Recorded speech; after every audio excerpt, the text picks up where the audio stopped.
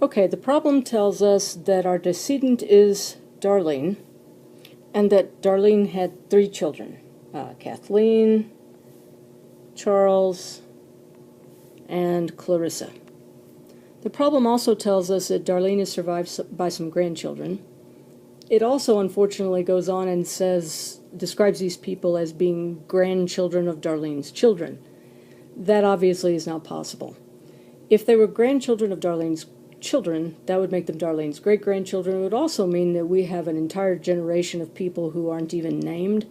So I'm not going to presume that's the right way to read this. I'm going to presume that they really mean that Darlene was survived by some grandchildren who are themselves the children of Darlene's children. So, for example, Kathleen has 2 children, not grandchildren. We've got Georgette, Georgina, something like that, and Greg, who are the children of Kathleen. And then we have Gunther, who is the child of Charles. Now, we are further told that Darlene, out of the child generation, Darlene was survived only by Clarissa. From that, we will deduce that Kathleen and Charles have predeceased Darlene, who of course is our decedent, so she's not there either. All right. Now, with regard to any distribution system, step 1 is to identify the starting generation.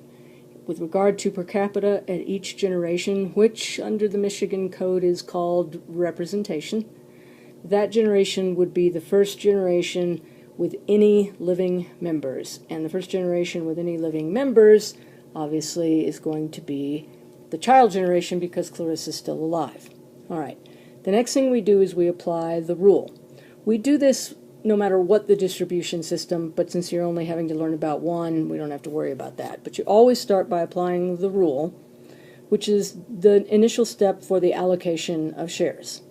So the rule says 1 share for each member of that generation, meaning the starting generation, then living, that would be Clarissa, and 1 share for each deceased member of the starting generation, leaving issue, then living.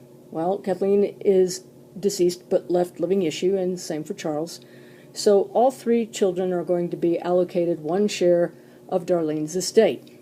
We have 3 shares, and so for each of those 3 1/3 shares, we allocate 1 to each person in the starting generation who fits the rule. Now Clarissa, we give her her 1/3 share and we say bye-bye, thanks for playing, and she's gone, and we don't think about her anymore. We just don't even worry about her. All right. Now under per capita at each generation, the second step, after we've allocated shares at the starting generation, is the step that I call bundle and drop. We're going to take Kathleen's 1/3 share, and we're going to add it to Charles's 1/3 share to give us a combined share that's going to be 2/3 of the estate. Now, with that 2/3 share, we're going to treat it as though it is its own single entity, because it really is once we've bundled it.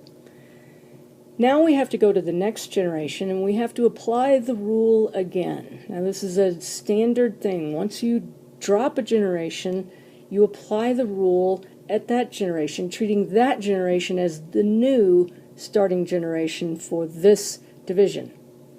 So again, applying the rule, it's 1 share for each member of that generation, then living. Well, we don't even have to go to the second part because all the members of that generation are then living. Now, we count them up again, and there are 3. So each of them is again going to get a 1/3, but of what? Well, it's 1/3 of what we dropped down. So each of them will get 1/3 of that 2/3 share. And this is true despite the fact that each of them are in possibly different families. Now, you do the math, 1 times 2 is 2, and 3 times 3 is 9, and so each of them is going to get a 2/9 share of Darlene's estate, 1/3 having gone to Clarissa. Each of these 3 grandchildren will each get a 2/9 share. You can't reduce 2/9 any further, and so that is what it has to be. And so that's how you would write the answer, and that's where you would stop.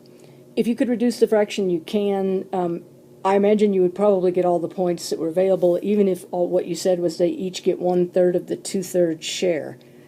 The important thing is to notice that you bundled the shares of the deceased members of the starting generation, and then you took that fraction and drop it down and divide it per capita among each of the members of the subsequent generation without regard to the fact that they are descended from different branches of Darlene's children. Now, very briefly, so you can compare what we just did with a per stirpedal distribution, and this would be whether we're talking about modern per stirpes or strict per stirpes.